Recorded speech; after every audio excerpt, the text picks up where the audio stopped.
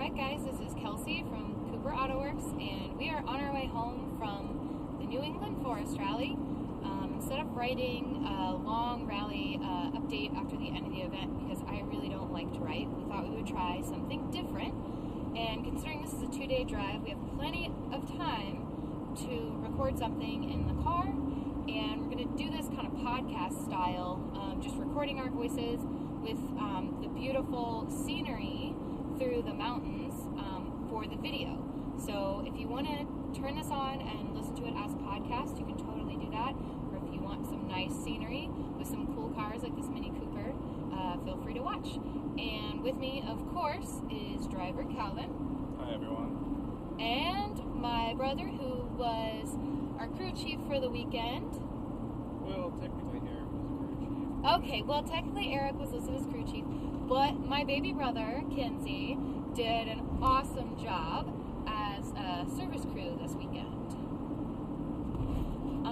So I guess we should go back to the chaos before the rally. So Friday night, I was doing some last minute things in the garden, and Calvin had come home from the shop. He was supposed to just be topping off fluids and, you know, kind of getting stuff ready to get packed before we left for the rally. And when he topped off all the fluids and fired the car up, he noticed it was making some pretty unhappy sounds. And so he came home and gave me the bad news. So the next morning we got up early, got to the shop, he fired up the car so we could have another listen, and it wasn't good. Car definitely needed a different engine. Had a pretty bad bottom end knock. I'm not sure when it started. It may have started Ohio. It may have started just then, but until I had my head under the hood and listening to it, I didn't really notice it. The engine was pretty loud anyways, made a lot of noise the whole time we've had it, but the engine, I think, was just tired and we ran the piss out of it, so I think it was just done. Yeah, so we had an engine already out, and it was an S50, right? Yeah, we had the spare S50. I picked it up about a year ago with the impression that it just needed a cylinder head gasket. So I started tearing that down Saturday morning, pulled the head off of it. We had called in a few favors and actually found a new cylinder head and the head gasket and head bolt set ready to go. We just needed to go pick it up. Yeah, thank you, John I. Yeah, thanks, John. If we had used that, we would have had a pretty sweet engine for the weekend. But once I got the head off, it was apparent there was some damage to one of the pistons. That engine just couldn't be used. So we fell back to plan 2. My track car is a 318 Ti. It had an M50 in it, same M50 that we were running in the rally car. So we pulled that into the shop and started tearing that apart. It took most of Saturday, Sunday, and most of Monday to basically transplant that engine into the rally car. But everything fired up on the first try, and a few things to wrap up, and we got the car ready right before we had to leave. Yeah, so it was pulling 2 engines, stripping them both down, Frankensteining the good engine to fit in the E30, so putting all the right parts back on it to fit in the E30. And Kinsey was there helping us, which was super rad. Him and Ryan Ledesma, who from R1 Photography, who is one of our sponsors, he was there, and I think those two had a good time. We just kind of set them loose on the TI, and Calvin just said, start taking it apart. So I think they had fun getting to tear down an engine for both of them. It was definitely an experience because I was actually able to take something apart with not having to worry about putting it back together. So I never do that on my own vehicles, but I knew Calvin could put it back together. You pretty much had free reign just to start taking stuff off, so that's always fun. Yeah, the two of them were smiling the whole time, just like so stoked that they got to just turn something into pieces with reckless abandon. The unfortunate side effect is there's parts everywhere, that car's in pieces, and I've got a giant Ziploc full of just random hardware at the moment, so I'll be sorting through that when we get back to try and figure out where everything goes. Yeah, and we've got to get something back into that poor, sad TI. I think that's the only moose we've seen all weekend, but we've seen so many moose crossing signs. So anyway, we got the car going. I'm super proud of Calvin. He's Mr. Cool about everything, but he got it fired up on first try, which is really impressive for any engine swap. And so basically he started it up, it ran, he drove it down the street from the shop and back and was like, well, it runs, put it on the trailer, let's go. Because that was on like Monday, and we left Tuesday at like 6 a.m. So he threw it on the trailer, we packed the truck and trailer all up, and then Tuesday morning, we hit the road. Yeah. It was a long drive that first day. We planned about 13 hours to get from St. Louis to Syracuse, New York. So it's just a long day of driving after working for 3 days to get a car ready. Yeah, so we stayed one night in the hotel, and then we finished the rest of the drive, which was so beautiful. I mean, it's the scenery that you're seeing right now. And it was such a beautiful drive, and I got so excited for the rally. It's really cool. So Sunday River, where the rally happens, is a ski resort. But because it's summertime, the rally kind of takes over this whole ski resort. And everything happens there. Like, service happens there on day one. Parc Exposé is there both days. And the turnout there is phenomenal. Calvin and I couldn't stop talking about just how many spectators and fans there were everywhere. Our arms are probably going to be sore from all the waving, because heading out, just transiting a stage, there would be hundreds of cars on either side of the stages, and people walking around, and just everyone in their cars hanging out, waving, honking. They were so excited to see race cars, which is really, really cool. Oh, that bus that just went by was cool. It was like stuff glued to it everywhere. I'm not sure what that was. I don't know. We'll have to go back in the video and They had a Subaru until take a watch. So day one, Parc Exposé, which is like, I love Parc Exposé because I love to talk to people, obviously. It's often a bit much, but I really enjoy talking to fans and everything, and so it was hot, but we did Parc Exposé, and then we headed out to the first stage, which was Concord Pond, which was really cool. It's not exactly representative of a lot of the other stages. It's a lot faster and a lot more flowing, and the roads are a lot cleaner than many of the other stages. And so it's kind of a unique road, and there was tons of spectators on that stage. And we got to run Concord Pond twice. So we went out. Concord Pond was the first stage. So we got to test the engine at least once at Shakedown, but the Shakedown stage wasn't even a full mile. You basically went down, like there was like 0.8 of a mile, and then you turned around and they sent you back. It was really short. There were about maybe 2 or 3 real turns in there, and then just a couple of kinks. There were definitely some crests though, so it was an interesting stage, but if it was twice as long, it might have been a little bit better to warm up on. But I'll take anything we can get after not having a way to test the car beforehand. So that was our first chance to really even get the car started and running and drive it since the engine was swapped. So everything felt good though. We didn't really have any issues with it. All fluids were good. No funny noises. At least not yet. So Concord Pond, stage 1. Our first pass through, I think we were just a little timid on that. Definitely watching a video of us going by, we definitely, I think, held back a little. That was a neat Rialta. Calvin has a unique relationship with the Rialta, having to fix one for a customer of his. I think it's really cool. It's a super interesting van, but I guess it's not always the easiest to work on from a mechanical standpoint, but I digress. So stage 1, Concord Pond, I think we really should have given it a lot more, but the first stage of the rally, we just really wanted to get a better feel for the car before we pushed too hard, so it was obvious we were kind of holding back. The second running, though, I think we definitely picked up a lot more speed. Yeah, we were definitely faster the second run, felt a little more comfortable. I had watched a couple of videos beforehand, so I kind of know what to expect on that stage, but it's not the same as you're sliding over a crest, hopefully pointing out to the next turn. I imagine if you ran that a few times, you're a bit more comfortable with it. But it's a fun stage. That Concord Pond is such a blast. I definitely want to come back out here and do that one again.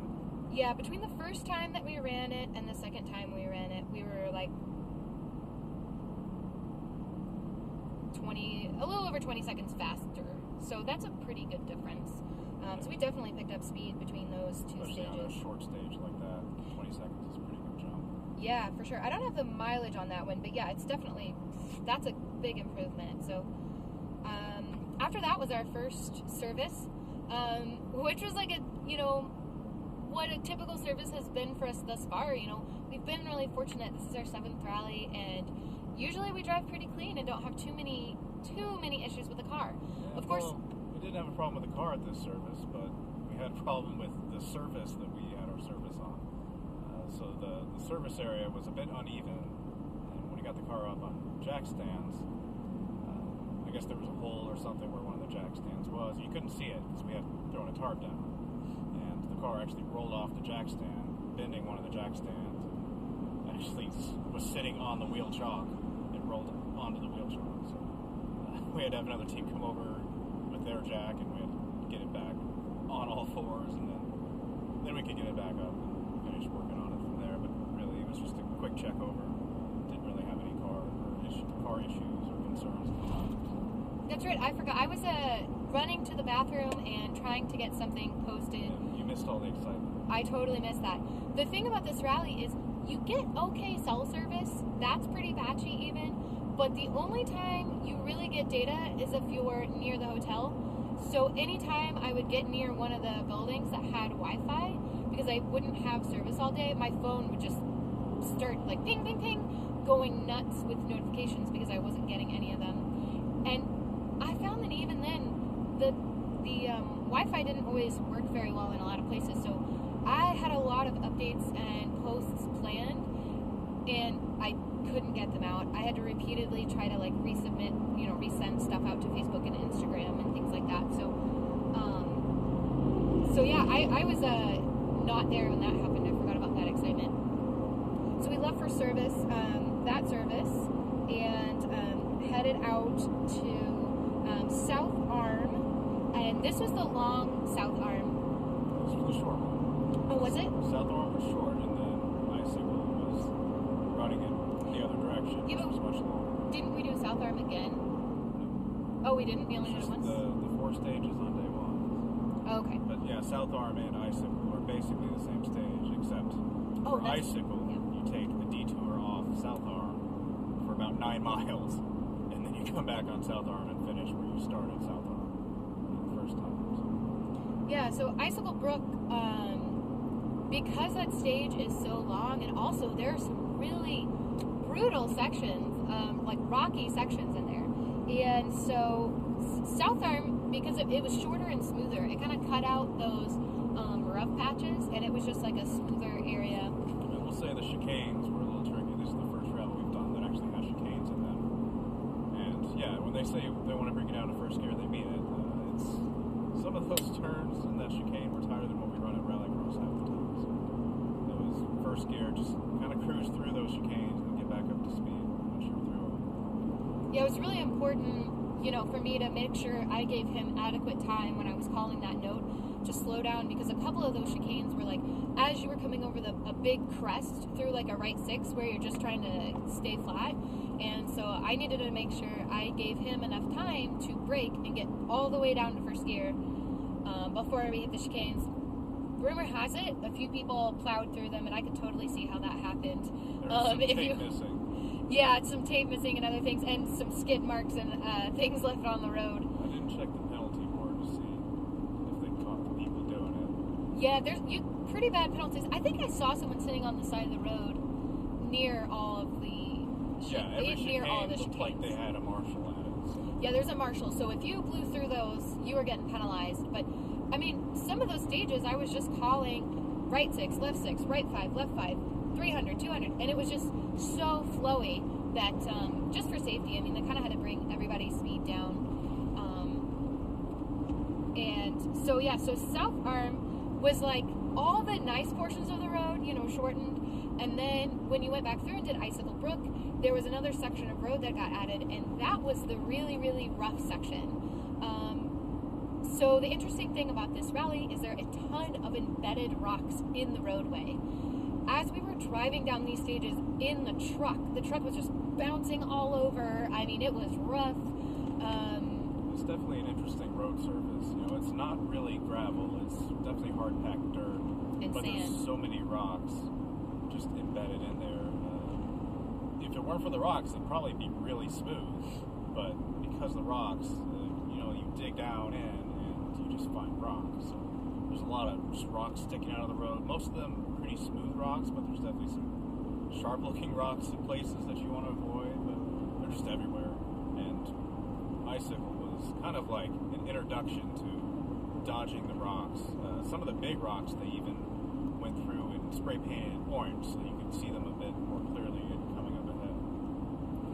Yeah, and the thing to consider too, on stages that were getting run more than once, you know, those competitors are coming by and digging in ruts, and they were actually digging up rocks out of the road surface and or slinging them out of the ditch into the road. So on some of the stages that we ran twice, our first pass through, the road was fairly clean, and then by the time we got to the second pass, which we have video of the stages, we'll share those, but you come around a corner and it just looks like someone just threw a bucket of rocks all over the place.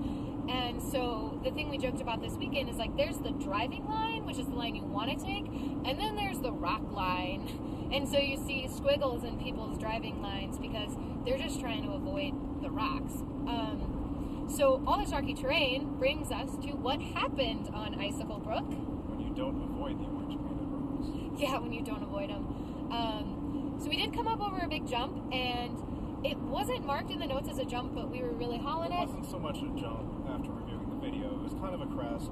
There's definitely an orange painted rock at the top of the crest.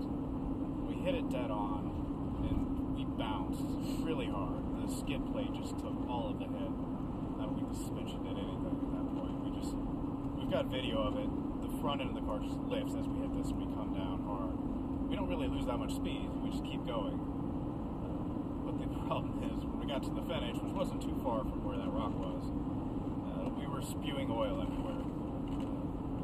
It wasn't good. Yeah, we pulled in a finish, and we had kind of smelled something, and the finish control workers were like, yeah, you've got fluid leaking, and someone mentioned coolant, but then somebody else stuck their hand in it and was like, no, that's definitely oil. So we were like, crap. So you have to get out of the control. The car has to get out of the control under its own power. So we just like pulled it up out of the control and hopped out of the car, shut it down. There was oil peeking out everywhere. It was just a nice stream running out of the engine. We didn't really spend any time looking at what happened, but we kind of knew we couldn't really drive from that point. Which brings us to the next adventure of the weekend was how many miles? Like 30-something mile flat tow that happened from there?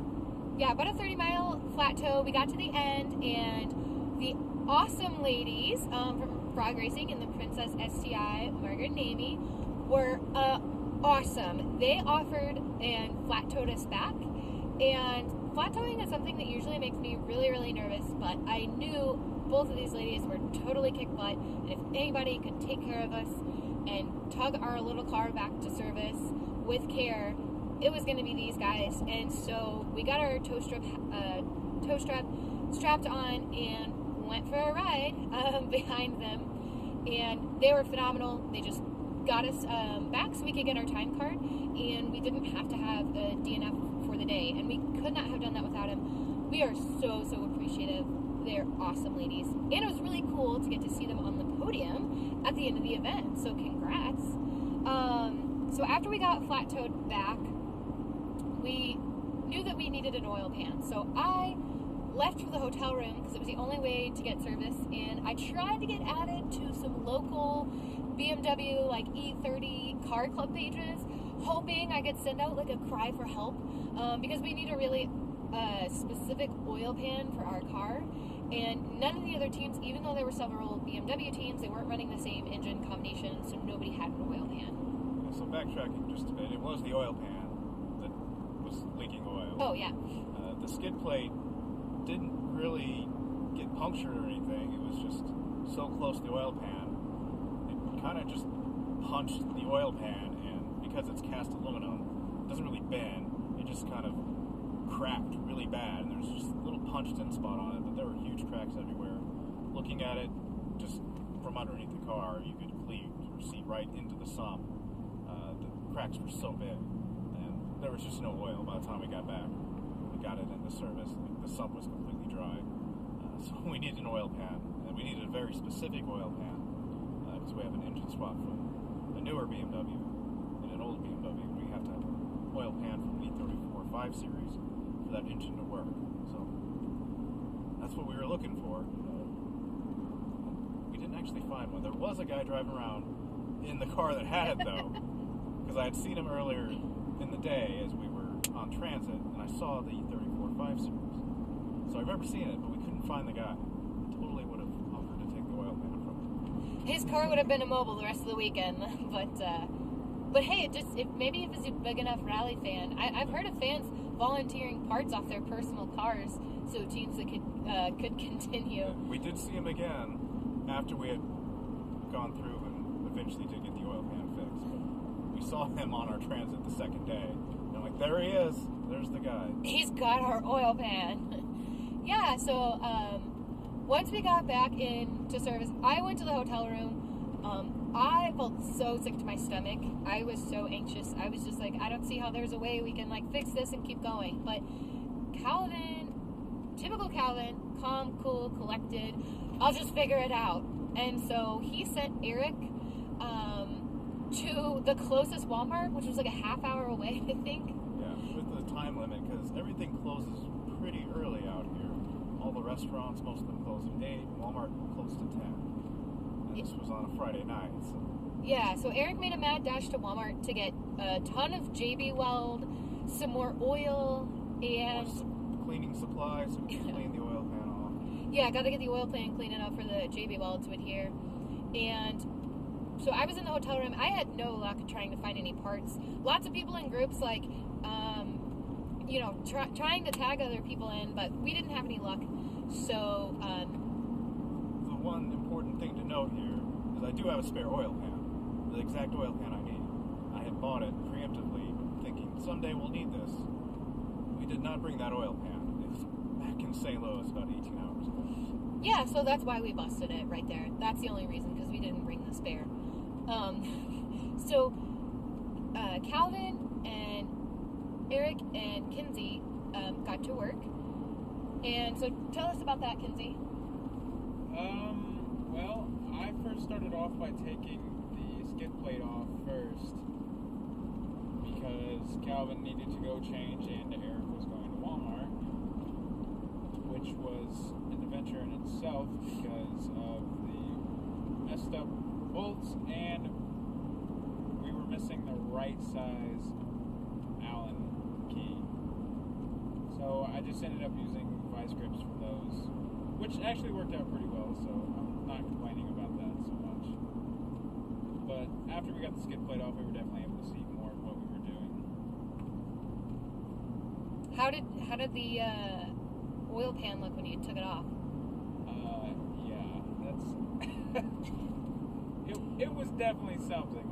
Let's just put it that way. It was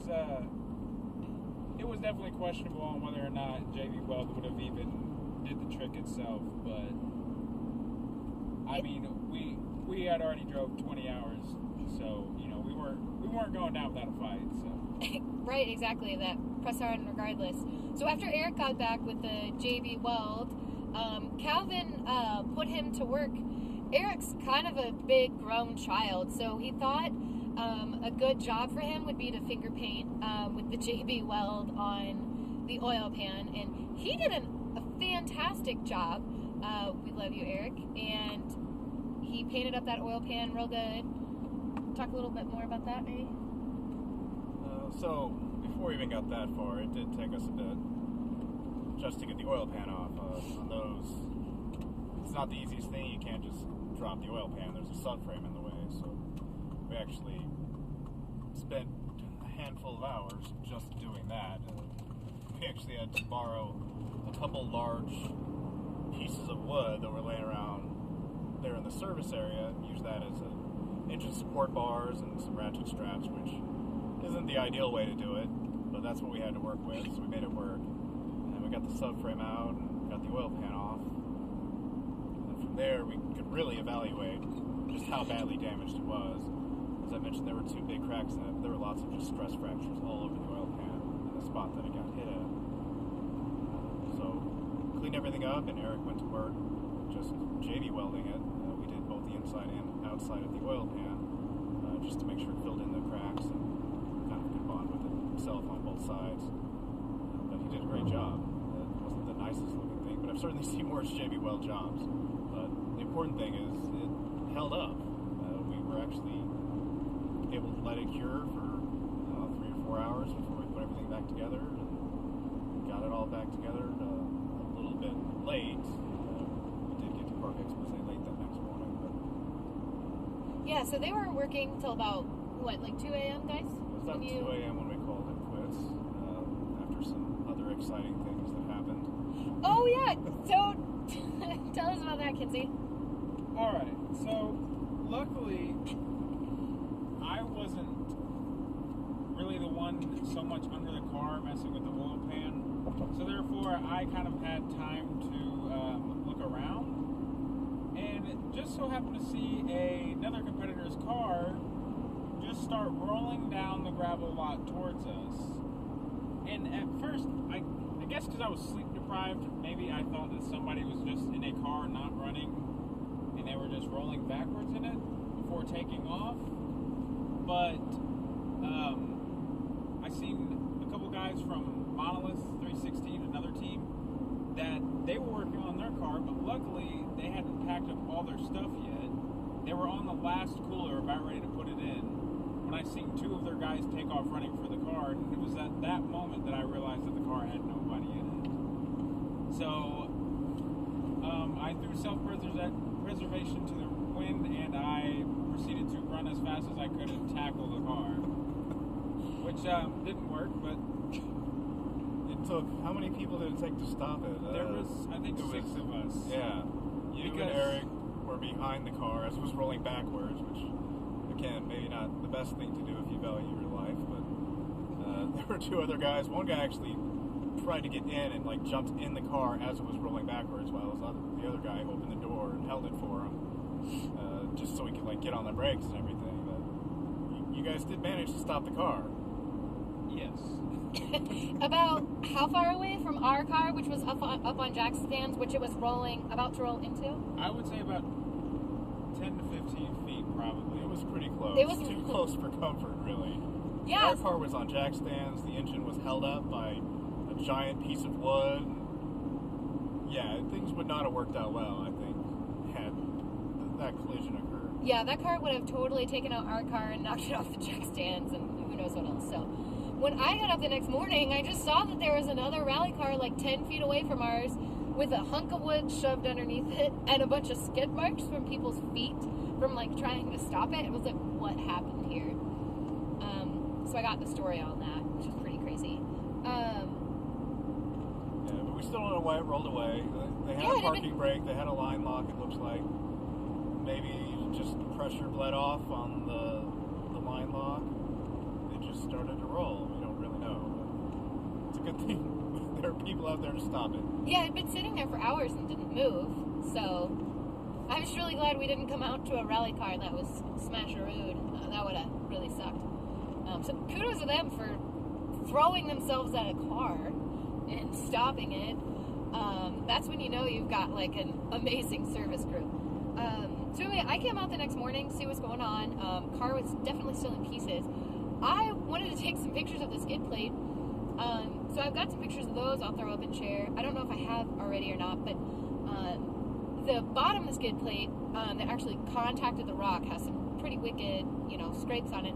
But as I was looking at the skid plate, you can actually see, like, of course, the imprint of the oil pan. But I also found a piece of the oil pan still kind of stuck in the aluminum skid plate. So I was like, oh. So, yeah. that's why we weren't really sure that even JB Weld was going to work so well. So the guys kept working. It was pretty clear the car wasn't going to get totally assembled for Park Expose. With ARA, if you're late to Park Expose, there's no time penalty. You just have to pay a fine. So we opted, because that was the only way we could re-enter the race, we were just like, we'll just pay the fine. And that gave us an extra, like, hour and a half or so to work. Because Park Expose wasn't, I think it was only like an hour and a half, maybe 2 hours from the time it officially opened. But so we worked through Park Expose, and we were able to get, into control and get our first card for the day, and roll out on stage like normal. Yeah, so because we had JB welded, we weren't really sure if it was going to leak, what was going on. We had basically dumped oil in it right before we drove it over to Park Expose. So we're sitting at Park Expose, just kind of trying to figure out what's leaking, how much is leaking, and going from there. There was quite a bit of oil. I spilled a bunch when I was trying to fill it because we were in a hurry. Wasn't being that careful.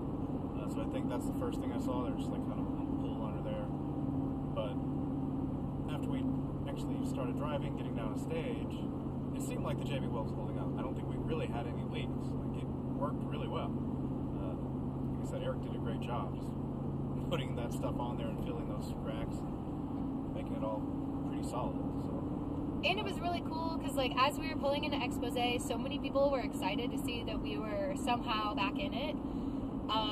And we kept getting people being like, I JB welded this on my car and it worked really well, like, and it lasted this long. So that was kind of funny, because a lot of people have stories of JB welding things and it worked. So that gave us maybe a little bit more faith in the JB weld. And so the next stage of the day was stage 5, Wilson Mills. And so we headed out to that stage and checked the oil at the beginning of that stage, and it didn't seem like we lost any on transit. It was still full. It seemed fine. I looked around. I didn't see really any fresh leaks anywhere, so I thought, this is great. It's working. Let's go for it. Yeah, I mean, that was kind of our attitude. Was like, well, we've come, kind of like Kelsey said, we've come this far. We're going to press on regardless. And I said, maybe we just need to kind of baby it a little to get through the day. But Calvin was like, it doesn't matter how fast we're going to drive. It's going to leak the same amount of oil. And if we finish faster, then it'll have less time to leak. That was his theory behind it. So that's the theory that we went for.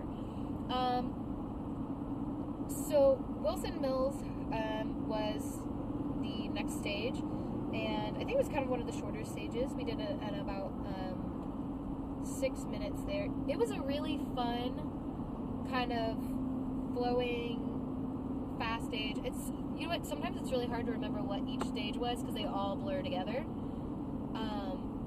But the car felt really good after that stage, and after that we were like, all right, no need to hold back. We're just gonna go for it. Wilson Mills was one of the smoother stages of the day too. Yeah. Every stage has got rocks, but some more than others. And some of those rocks are in the ground, some are just spread out all over, some are just loose rolling around. But Wilson Mills was a pretty quick stage, if I recall. Yeah. A lot of flowingness, but very few rock obstacles that you had to really be concerned with. So that was a good first stage after an oil pan repair, just to run through and make sure things were working well. The next stage after that was, and I'm gonna totally butcher this, even though I've heard like 5 people tell me the name. Eziskochos? I don't know. That's not right. But anyway. Somebody told us yesterday at service how to say it. I totally forgot. Yeah, totally forgot. But that was stage 6. And that was one of the longest stages of that day. And that one did have some pretty rough spots in it, some orange painted rocks, but we had a blast on that one anyway. And we knew we were going to come back and do it again, so we were just trying really hard to make good, like, mental notes and everything of, like, where the rough sections were going to be, so we knew where we could push and back off. Yeah, and that stage being longer, it was kind of like Wilson Mills too. Similar surface, it was pretty fast, pretty flowing, not a huge amount of rock obstacles, a few here and there.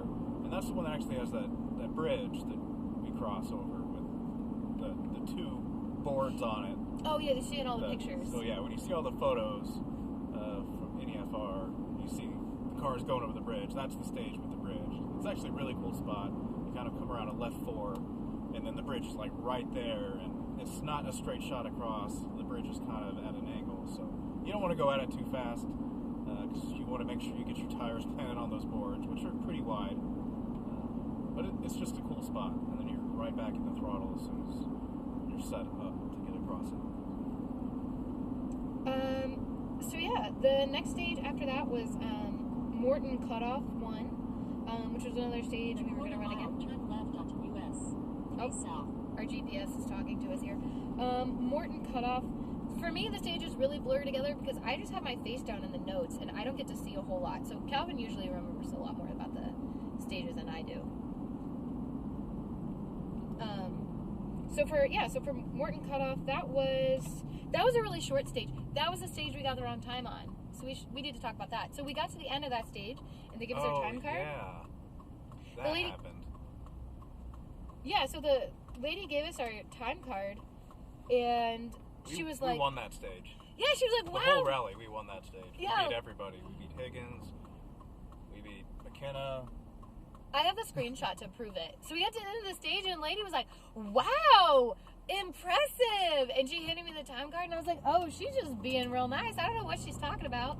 And I did the math on there and I was like, 2 minutes, but it was a really short stage and whatever. And we kept going on. It was over 3 miles. And you told me that we did it in like 2:16 or something like that. And I was like, what? No, we didn't. There's no way. Yeah. And then we asked the other team in front of us what their time was, and they were like 3 something. And we had been faster than them on a couple stages, but not that much faster. So they were like, yeah, something's wrong with your time. But anyway, we were like, we'll worry about it later. You know, I needed to figure out our transit time, our in time and to stuff. put this into perspective, we found out that they had the wrong minute on there. So we were a minute faster on that time than we should have been when they originally recorded it. It was still only 6 seconds faster than Higgins. So, had we been a whole minute faster, we would have still only been 6 minutes faster. You mean 6 seconds faster? 6 seconds faster, yes. Yeah. So we definitely didn't go that fast on that stage. So, actually, at the end of the rally, I put in an inquiry to correct our time, which ended up, it took us down a spot, but,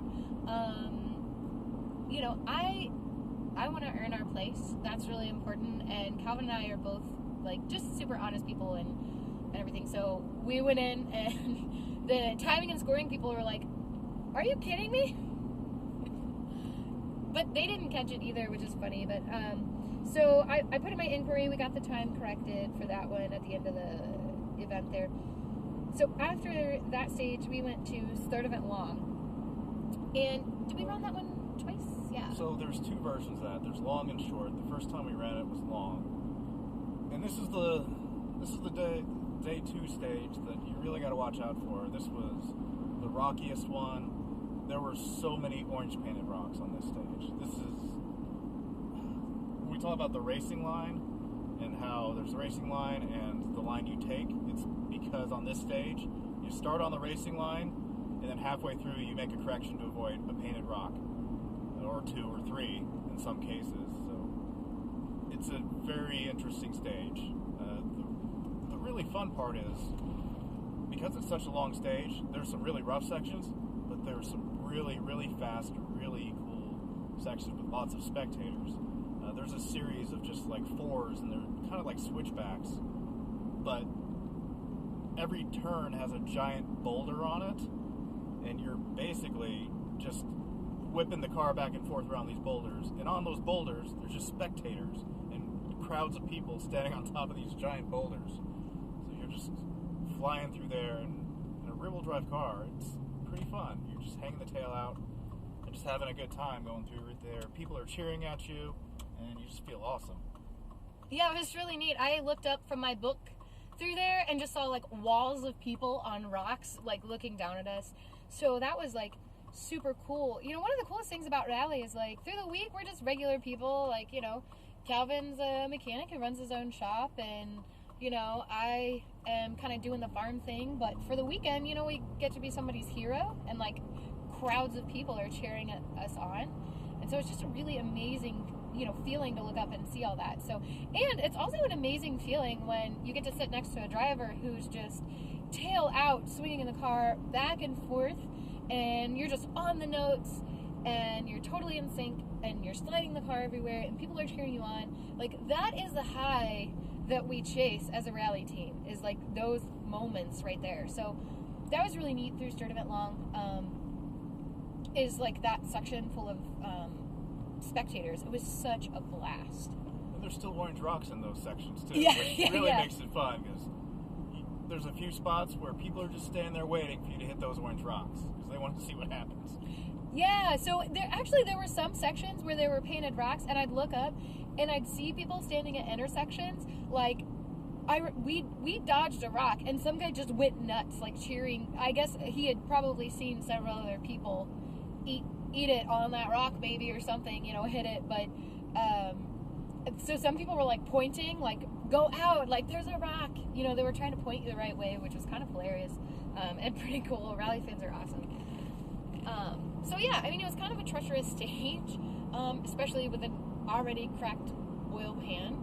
But, we had a blast on it. And then we got back to, let's see, our first service of the day after that, right? Yeah, that was the first service immediately following Sturt Event Long.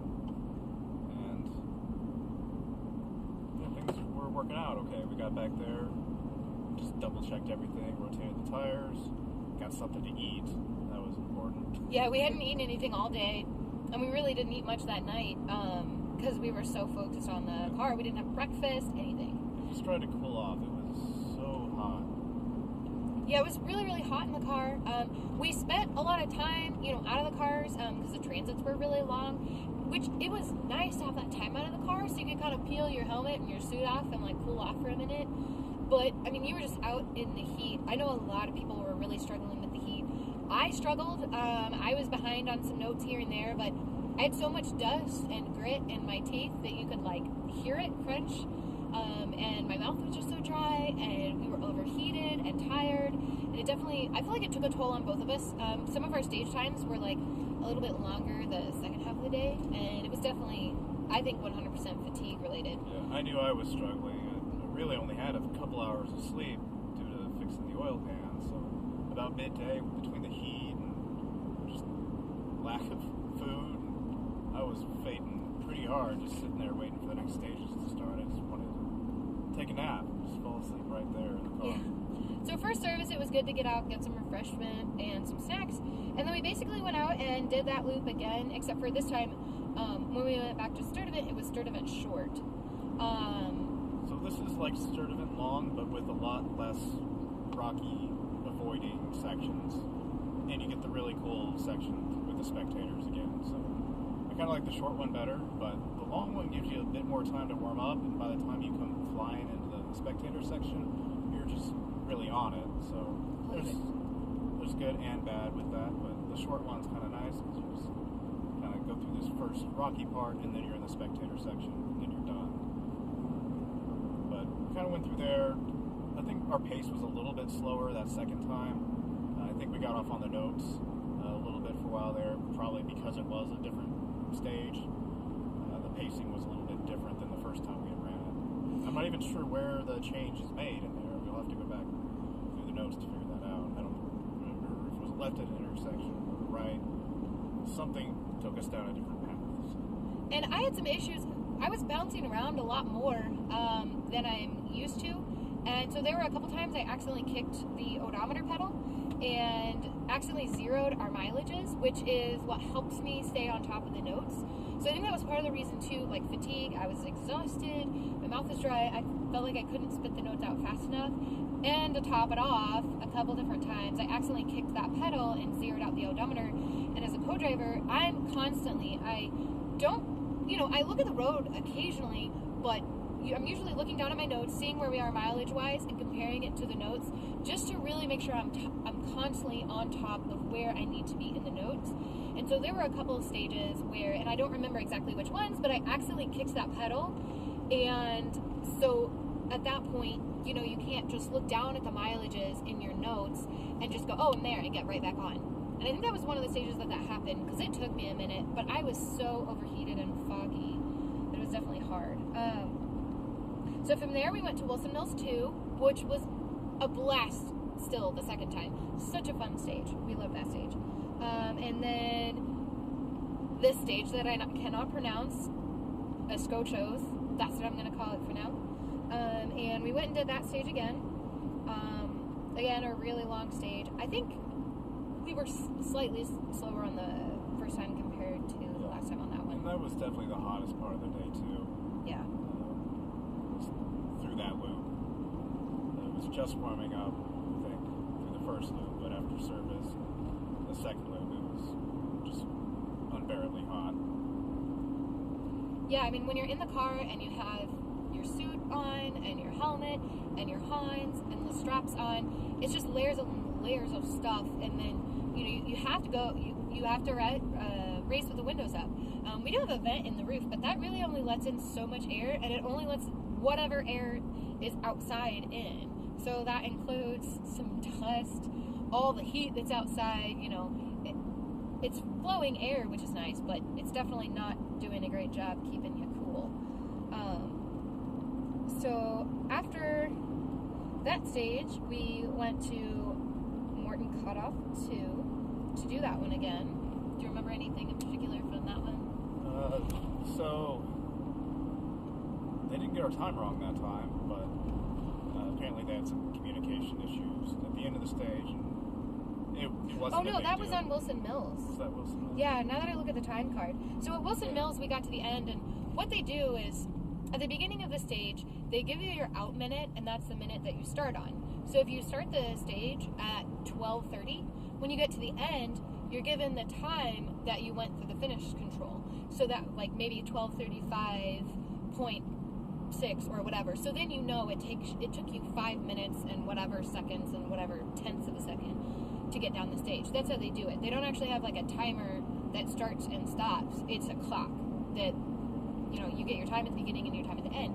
I guess they had some issues with the radios not communicating, so they weren't able to give us a finish time, but somebody was hand writing them at back up at the flying finish where they actually get those times, was just hand writing them. So we didn't get a time for that stage, but they wanted us to kind of know what we thought our stage time was. We knew that was about 6 minutes. So yeah, that's when. Realistically, it was kind of a non-issue because they do keep multiple logs of the times coming through, and it was just a matter of they couldn't communicate that to the finish control, so they could write it on the time card. Yeah, that was the only issue with that. Yeah, they had it handled. We weren't worried, but me being sitting there liking to do all my math and know what our times were and everything, it drove me a little nuts that I had a section on my time card without a time on it for our stage time. So Morton Cutoff. Did we talk about that and then we backtracked? We did. Was that the one that had the giant trailer at the finish? That was. I think so. So the flying finish, they have like a tractor trailer full of mulch, or I don't know what it was. I'm not sure. It was something to do with the logging companies that usually work out there. So a little background on the stages. Most of the stages we were running on day 2 were privately owned logging roads. And there's equipment out there in some places, usually not on the road, but in this case it looks like there was just a giant semi-trailer sitting right there with the little flying finish thing next to it. It was also a pretty fast section that was cresting over the finish. I think it was a 6, but even then it's still a little sketchy to fly past something that big and solid at those kind of speeds, and then go over a crest. So. Well, that reminds me, Sturt event where all the spectators were, they had the bus. So the cool thing about that was Concord Pond on the first day. The bus in the road? The bus. I thought that was Sturt event. That was the second day. That was the first day. Oh, okay. So Concord Pond, they had. It's really cool at this event. They do a rally bus where you pay so much, and then you can spectate, and they basically plan out, how to go see all the stages, and you get on the bus, and somebody goes, okay, time to get on the bus, and you go to the next stage, and then they make sure you get lunch, and it's really, really neat. It almost made me be like, man, I wish I could spectate at this rally just so I could experience the rally bus. So, I guess it was Concord Pond. they told us at the beginning that they had parked the bus on the side of the road, but I mean, it's so big and they couldn't put it all the way in the ditch. They just had this bus. You came around a right 4, and around the right 4, like in the turn, was a bus. Bus outside. Yeah, bus outside was the note. Don't go wide. Yeah, I had to put a note in there, just like, I just wrote bus really big, because I was just like, yeah, I don't want to miss that. So that was interesting, and the semi-truck. After that, after stage 12, which was Morton Cutoff 2, we had one service and then one last stage. So the service, when you leave the last stage, Morton Cutoff, service and then that last stage are kind of on the way back to the hotel. So we left service, and, you know, that service went, we had the second service. So we went to the second service, and there was a little bit of excitement. Oh, I think Kelsey's taking a nap. Do you want to talk about the last service? No? Oh, okay. Well, we found out at that point the oil pan was starting to drip. I think it was actually right before Morton Cutoff that one of the competitor behind us in the Honda had come up and said, you know, I think I'm smelling oil. So I hopped out and checked the oil, and we were about a quart low, which actually isn't too bad considering everything. So I went ahead and topped it off, and we ran Morton Cutoff. But we got to service and got the car into the service area, and there was just oil dripping pretty steadily off the skid plate. And when we looked under there was just like a slow drip. Like every second, maybe 2 seconds, just drip, drip, drip of oil just coming out of the oil pan. And we looked a little closer, and the JB Weld had a crack in it. So I think we actually smacked something somewhere on Morton Cutoff with the skid plate, and it just broke that JB Weld. So it wasn't a major leak, but we didn't really know right then and there how bad of a leak it was. So it was kind of a gamble. We had one stage to go, and I guess, about another 20 miles after that of transit to get to the finish. Yeah, we started doing the math, like, well, if it's consuming a quart, so from Morton Cutoff to service, it was about 20, 30 miles, I don't remember exactly how much, but we figured, well, if it consumed about a quart, then, you know, we have, I think it was like maybe 15, 20 miles to the next stage, and then another 20 miles back to the finish, and then the stage was only 3 miles. We're like, you know, that's totally doable. If it's gonna leak, you know, about a quart over 30 miles. So, we had some extra oil that we had taken with us initially, and there's probably a couple, like 2 or 3 quarts in there. The tow rig, we had a jug of oil for as well, so we had taken that with us, and then we actually scrounged up probably another, 2 or 3 quarts from other competitors that were happy to let us take that from them just in case we needed it. So we stocked up on oil before we took off from that service. But we still weren't sure how much we were losing, or how quick we were losing it, and if we could even make it. So even before we left service, we were already asking people if they want to flat tow us once we finished the last stage. Yeah, so our plan was just send it through the stage, you know, figure out how to get through the stage, and then when we got to the end, if we weren't able to keep the car running, or if the car was just going to be done, we were just, like, going to ask people, like, hey, just know ahead of time. So, like, would you be willing to flat tow us?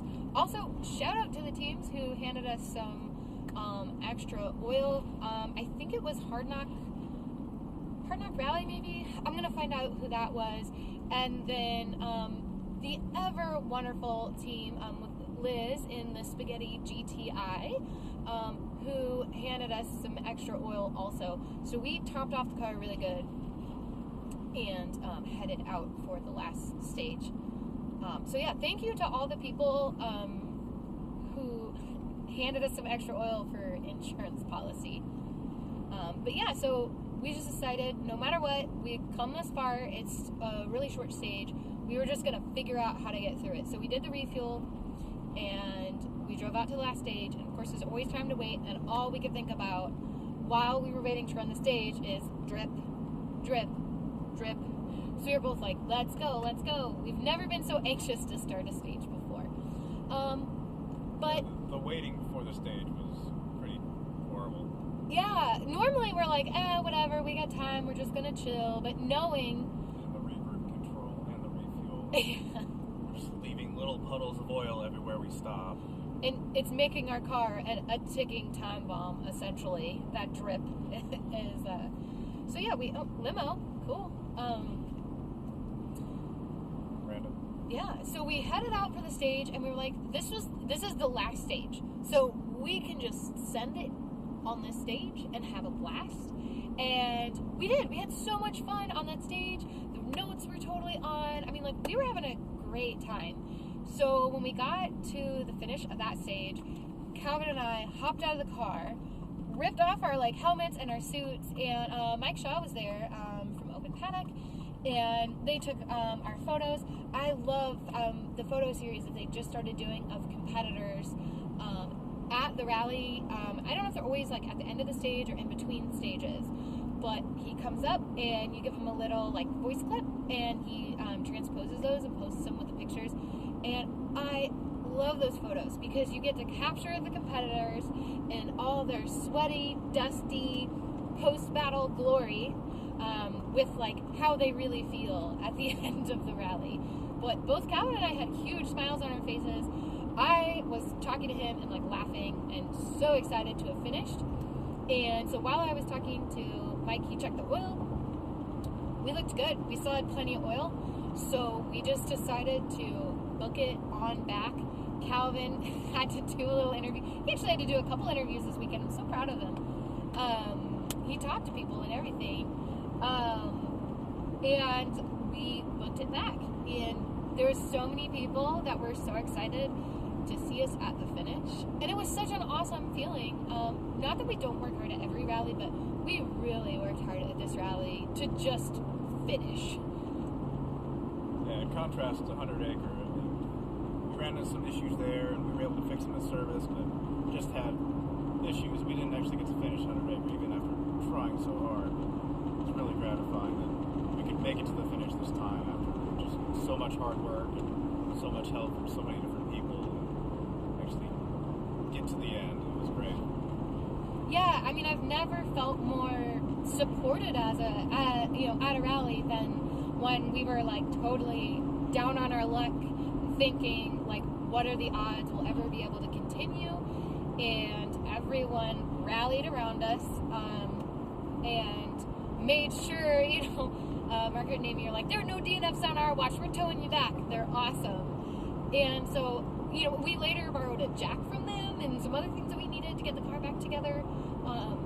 But it was awesome. And to have all the fans everywhere whooping and hollering and just like cheering us on. It was such an amazing feeling. And so we got back and checked our scores, and our scores were the cherry on top. It was really awesome. So we're entered nationally. And earlier I mentioned that we had to put in a scoring inquiry that brought us down a little. So I know I posted it on Facebook, but we ended up finishing.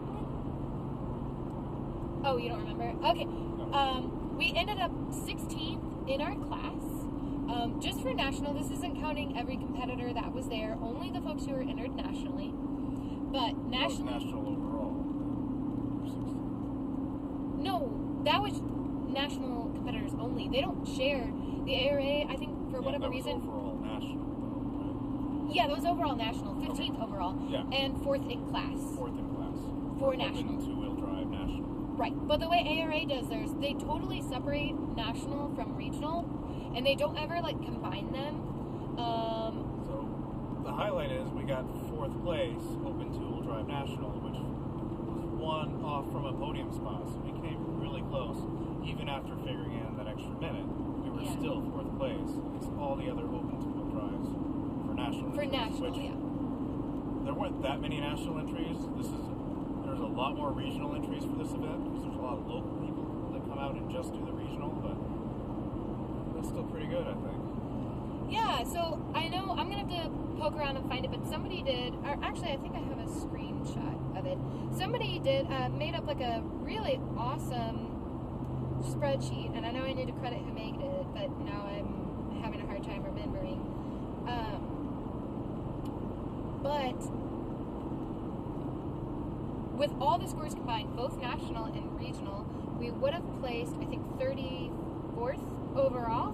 But I don't know how many finishers there were. But I know there was a lot. And 74 entries originally, I believe. Yeah, I think 74 originally entered, and then we finished 34th. And that's still, like, really something to be proud of. I don't remember how we finished before, but this is the highest we've ever finished a rally. Even in spite of, like, running a rally with a cracked oil pan and holding back in some sections because we knew the car couldn't handle, bumps like it was going to before, especially on the skid plate. Couldn't take another hit on the skid plate and fracture that jamie welding. Yeah, so, I mean, we definitely still, went out there and hauled butt when we could, but there were definitely some sections that we just had to hold back on because, if we lost the oil pan at this point, we weren't going to finish the rally. So we did hold back a little, but I'm still really proud of how we did. Because it was just an incredible weekend, and we had such a good time. This is an awesome rally. Anything else you want to add? I think that sums it up. It was a really just crazy weekend. Everything is past weeks have just been crazy. Doing the engine swap, getting out here, and changing the oil pan overnight between day 1 and day 2, and then getting out there and running again on 2 hours of sleep. So I'm pretty happy with how we placed. Really looking forward to coming, maybe do it again next year. Yeah, the rally hangover is real this time. And I don't want to forget to say thank you to some of our sponsors. We have Steven's Ranch, and we've got his sticker on the car. And Steven's Ranch, that's my dad's horse training business. And it was really cool because he's able to watch from home on the ARA Rally app and keep track on the tracker of how we're doing over the weekend. And then also my friend Christina, who was also sending me updates over the weekend. It was really nice that my dad was texting me updates because I didn't have data, and so I could never really see the live timing and see how we were doing. But I could pretty much count on my dad to text me and tell me how we were doing. So when I could get service and get a text message in, I could find out from him how we were doing. Also, R1 Images, like I said, he took some awesome photos during the engine swap, and we've got those up on our Facebook page. And Cooper Tires, you'll see that we tagged them in a bunch of our photos. The thing that I was really worried about this rally is having issues with flats, and we didn't have a single one all weekend on those Coopers. So, and they had a rep there with Cooper Tires, and he was there, like, meeting with teams. And so it's really, really cool to see, like, the tire sponsor that was actually attending the rally to, like, check on teams. He was like, "If there's anything you guys need, let me know." And that was really awesome. Am I forgetting anyone? Cooper Autoworks. Oh yeah, of course, Cooper Autoworks. Yeah, Calvin's shop. I mean, that's where we get our name from. But anyway, I hope you enjoy this format of the rally recap. What a beautiful scene to close